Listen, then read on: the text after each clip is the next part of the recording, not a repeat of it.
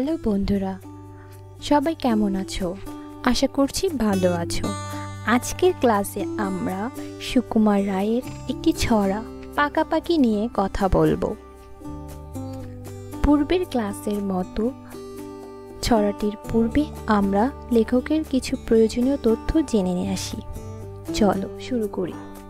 দ্বিতীয় পরিচ্ছেদ, অর্থ ও অর্থান্তর। একটি শব্দের অনেক রকম অর্থ থাকতে পারে। বাক্য প্রয়োগের ওপর শব্দের অর্থ নির্ভর করে। নিচের ছড়াটি পড়ো। এটি সুকুমার রায়ের লেখা। তিনি একজন বিখ্যাত ছড়াকার। তার একটি ছড়ার বইয়ের নাম আবোল তাবোল। নিচের ছড়াটি সুকুমার রায়ের খাই খাই নামের ছড়ার বই থেকে নেওয়া হয়েছে। ছড়াটি পড়ার সময় পাকা শব্দটি কত অর্থে ব্যবহৃত হয়েছে খেয়াল করো। পাকাপাকি লিখেছেন সুকুমার রায়।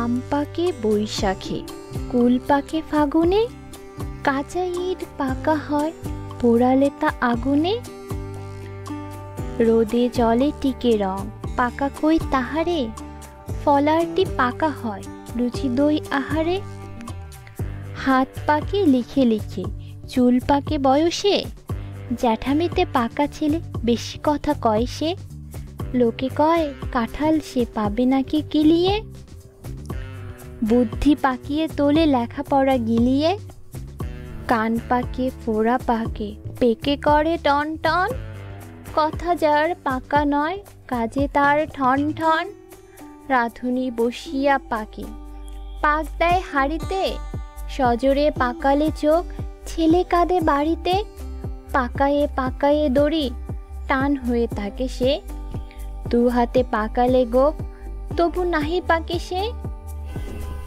চলো বন্ধুরা, এবার শব্দের অর্থগুলো জেনে নিন। শব্দের অর্থ: আহার, ভোজন, খিলানো, খিল বা গোজা ঢোকানো, কুল ফলের নাম, গোপ নাকের নিচে গজানো লোম, জ্যাঠামি অল্প বয়সে বেশি বয়সের মতো আচরণ, দড়ি রশি, ফলার ভাত ছাড়া নিরামিষ খাবার, ফাগুন ফাল্গুন, ফোড়া চামড়ার নিচে ফুলে ওঠা ঘা, রাঁধুনি যে রান্না করে, লুচি ভিতরে ফাঁপা ছোট পরোটা, সজোরে খুব জোরে।